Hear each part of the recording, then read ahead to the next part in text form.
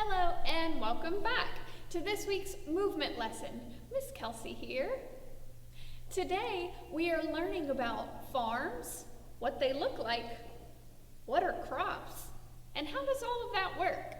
So let's start with our warm-up. If you are sitting in your chair at your desk, you will stand quietly and push your chair in, stand behind it. If you're sitting on the floor, you will stand right where you are. So everyone, please stand quietly. Go ahead and put your arms by your side and your feet together like this. When everyone looks like this, I know we are ready to move. Our warm-up starts with me saying, "Hello, class," and then you say, "Hello, Miss Kelsey," and you'll repeat my movement. Here we go. Hello, class. Hello, class. Hello, class. Hello, class. Hello, class. Great job. Now we know how to make fantastic shapes using your whole body.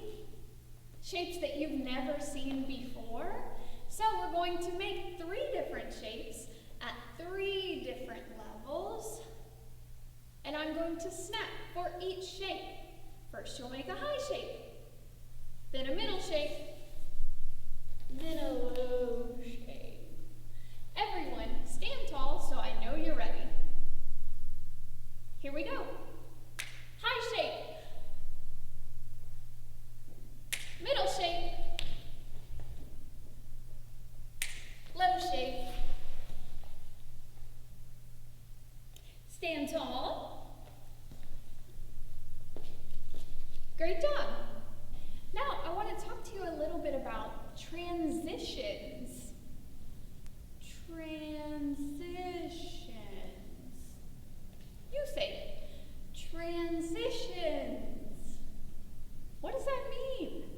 A transition is how I get from one thing to a new thing, or one place to a new place, or one shape to a new shape. So we're looking at how non-locomotor movement can be a transition. Like we just made shapes at 3 different levels, we didn't really have a transition or anything in between those shapes.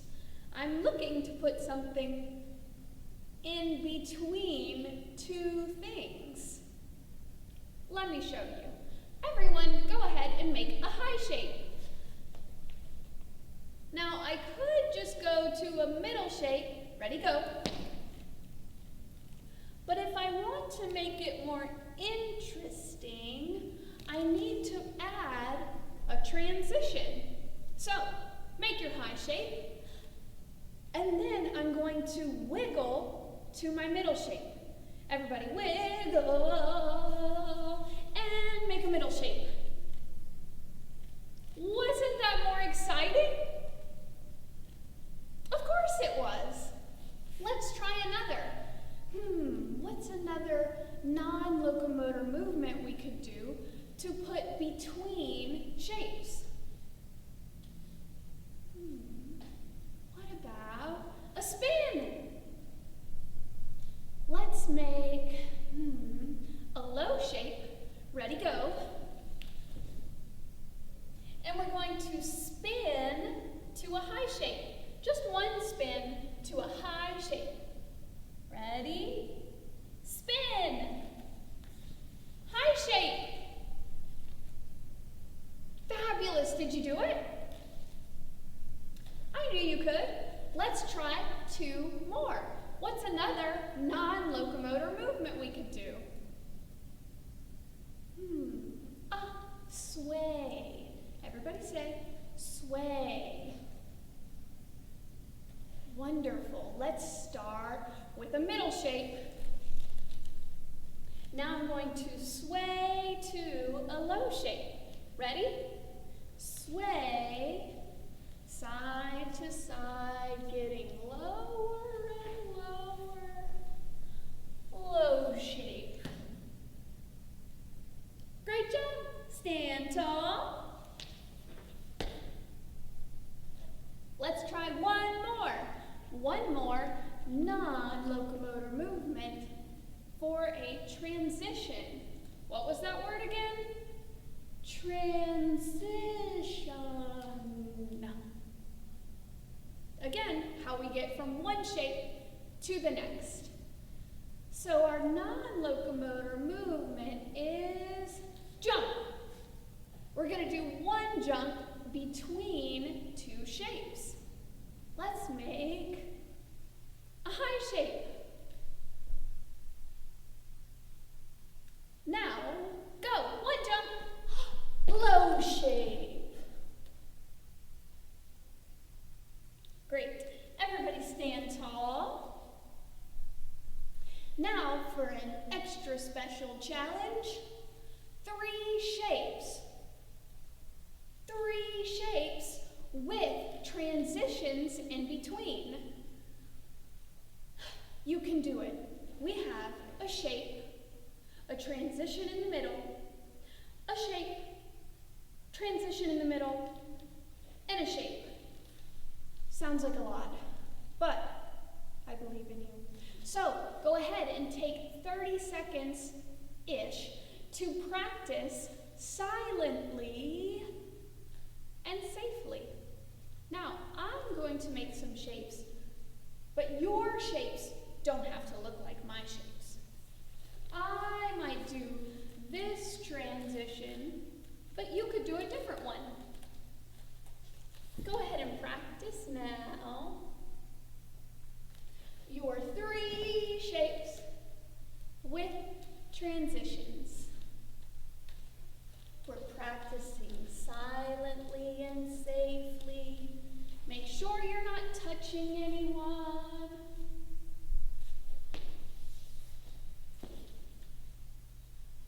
Stand tall. I'm going to say first shape. You'll make your first shape. Then I'll say transition. That's your non-locomotor movement, like sway, wiggle, bounce, jump, spin, you know. Then you'll make your second shape, another transition, then your third shape. Here we go. Stand tall. Ready? First shape. Transition. Second shape. Transition. Third shape. Stand tall. Fabulous. Continuing with transitions, but with even more excitement, locomotor movement. Locomotor movement is a great transition. Just think, walking from here to there is a transition, right? When you are going from your classroom to the cafeteria, that's a transition. When you go from math to English, transition. So we're going to go ahead and make locomotor movement our transition. Let's see. I want you to look around you. Make sure that you have a little bit of an open space. Make sure you can move your arms and not touch any furniture or some friends or your teacher. Don't touch your teacher. And we're going to use the space around us for our locomotor movement with shapes. So I'm going to first make a high shape. Then I'm going to walk in a small circle and make a low shape. Shape, transition,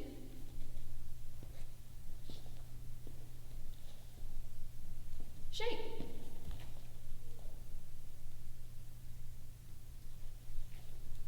Let's try another. What's a different locomotor movement as a transition? I heard hopping. I love it. So let's go ahead and make a middle shape.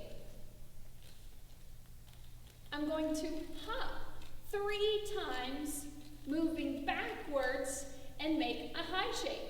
Ready? Shape. Transition. 1, 2, 3. Shape. Awesome job. Let's do 2 more. Can you think of another locomotor movement we use as a transition? I heard slide. Perfect. Let's make a low shape. Then I'm going to slide on the floor 2 times and make a middle shape. Ready? Shape. Transition.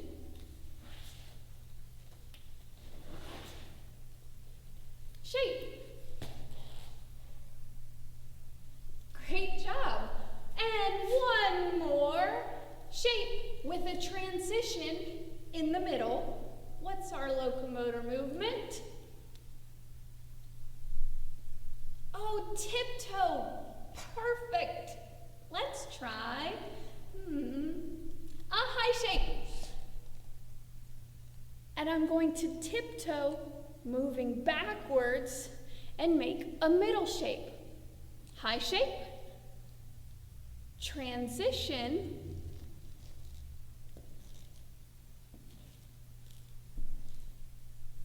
Middle shape.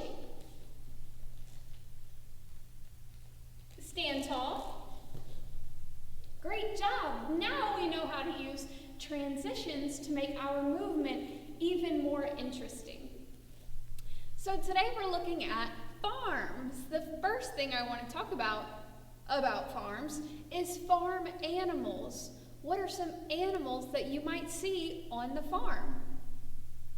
The first one I think about is a cow. Classic. There's always cows on farms. So instead of pretending to be a cow by crawling around on the floor or yelling very loudly, moo, we're going to think of a movement that will represent cows, right? I think about cows moving relatively slowly. They kind of just mosey around, so let's sway from side to side. And I'm going to move my jaw like this.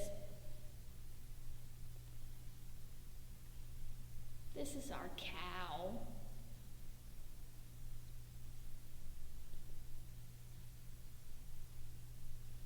Now, what else is on the farm?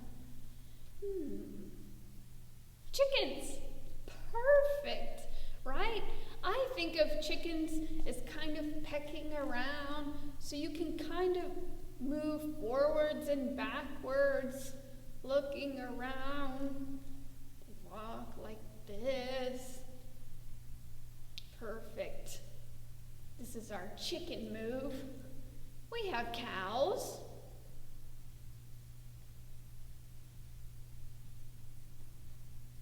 Chickens.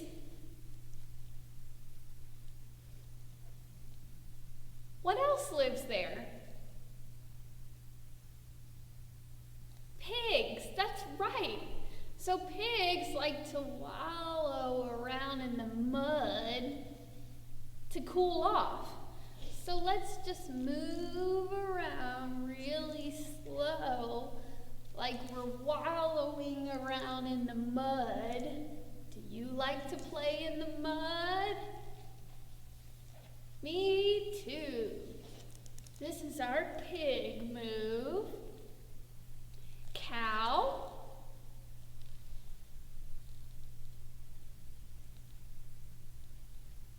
Chicken. Pig.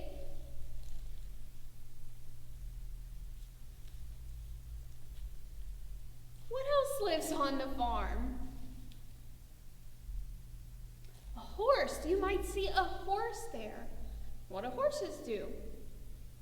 I think they run very quickly. They have long hair blowing in the wind. So let's do these hands like hooves, and they're galloping, right? They move very quickly by galloping.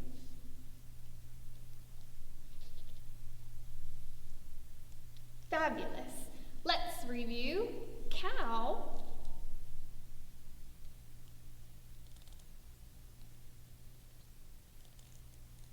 Chicken. Pig.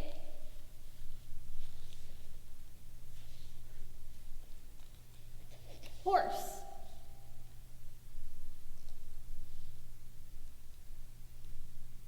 Great job. The animals on the farm also have needs. They provide food for everyone, but they need their own food, space to live and grow, and water, right? They also provide nutrients and minerals for the ground and the crops. This is also called composting. Have you ever heard of composting? That means taking things, like things that animals produce that we don't want, and then we're using them in the ground, and that makes it even better for those crops to grow. So who else lives on the farm? The farmer lives there, right? He generally, or she, lives on the farm. Does he live in the barn? No, not usually. The farmer would probably have a house on or near the farm. So there's all this land, and there's a barn where the animals live, and a house where the farmer and their family live. Now the farmer, this is his full-time job. A job? That's right. Farmers get to grow food and maybe have animals for food, and that is their job. So they're growing all these things, they're raising all these animals, and then in turn supplying food for people. So the first thing the farmer has to do, as far as plants go, is plant these things with seeds or existing crops. Maybe plant a tiny little cutting of a type of crop. What's a crop? These are types of food that farmers grow in a large quantity, like corn or potatoes or cane, things that grow typically in rows, right? Lots of rows of crops. Now, do you think the farmer puts one seed in at a time? Probably not. That would take forever. Show me what you would look like if you had to plant one seed at a time.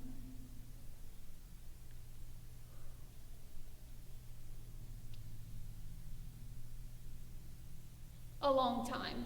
Luckily, he has a machine that probably helps him do these things. So the machine will make those lines in the ground, right?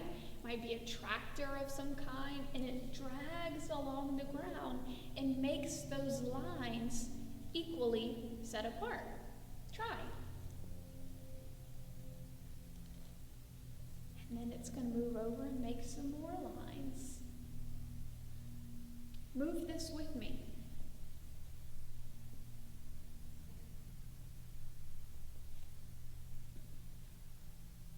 Very nice. Then those seeds have to get planted. Not one at a time, but probably lots at a time, one row at a time. So this is the seeds being planted. You try.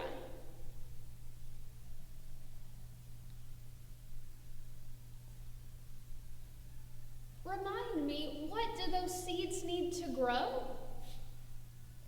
Ah, yes, you're right, water.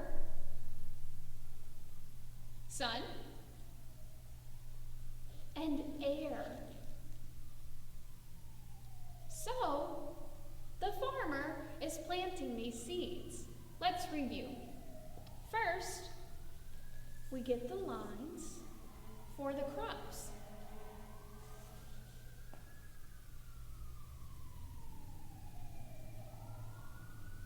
Then the seeds get planted. One row, then the next.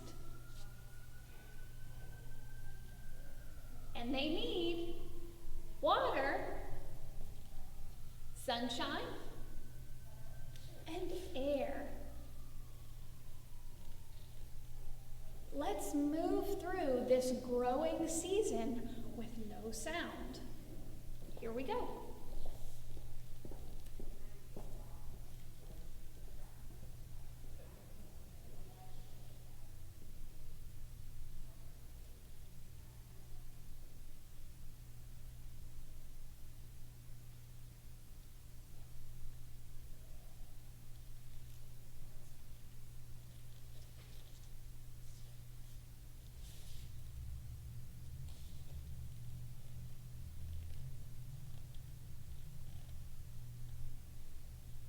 Fabulous.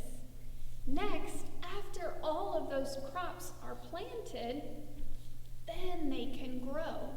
Now, what are some of these crops used for? So if I'm growing wheat, maybe, that's used for bread. Potatoes, you can make lots of things with potatoes. Corn, all of these things are used for so many different things. So, let's imagine you are a crop. Think about what kind of crop you might be. And I'm going to get down really low to the ground. Remind me what happens first. Oh, that's right, we need roots. So our roots grow and spread out. Then a little sprout pops up. And then as it gets water and sunshine, we start growing. Can you grow really slowly? I'm corn. What are you? Fabulous. Let's try one more time. Super small. What happens first? Roots. Silly me. We get some roots, then a sprout, then we grow really tall. We're going to try it one more time, but I'm not going to say anything. This is our growing season.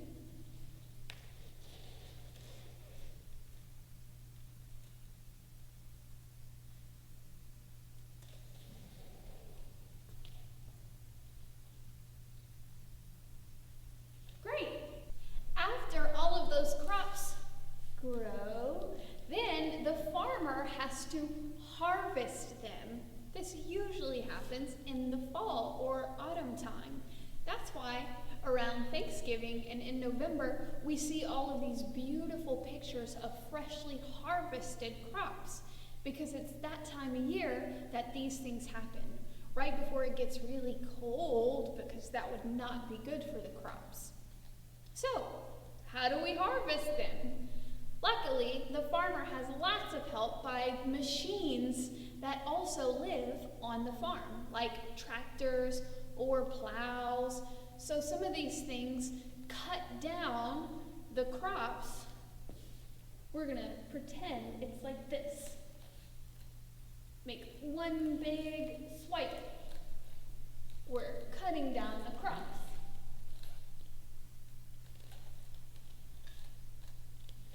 Sometimes they have to go through a machine, and the machine will kind of come around them, and they'll fall over.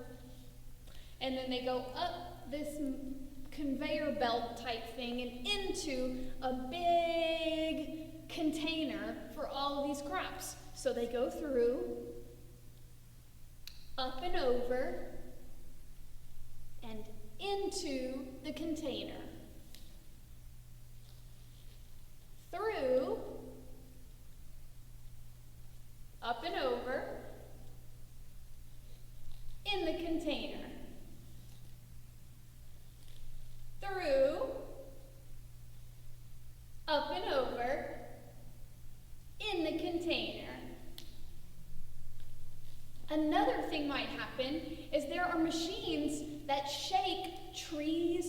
or plants, or maybe jostle the dirt to get the potatoes. So there's lots of shaking or wiggling, our favorite.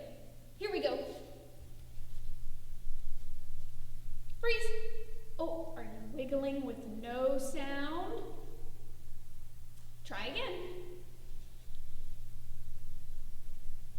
Freeze.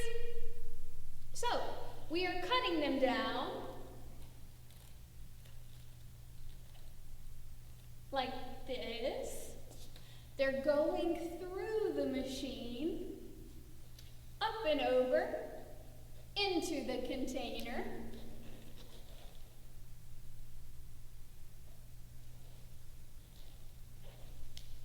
Or they're being shaken.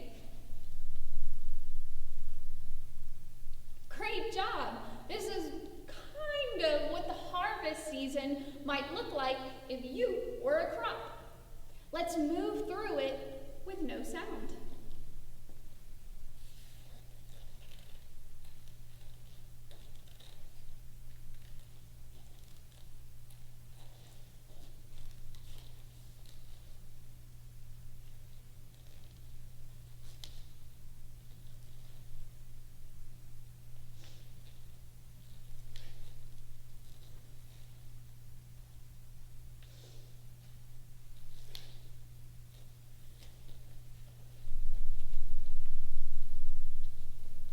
Stand tall. Today we looked at what it's like on the farm.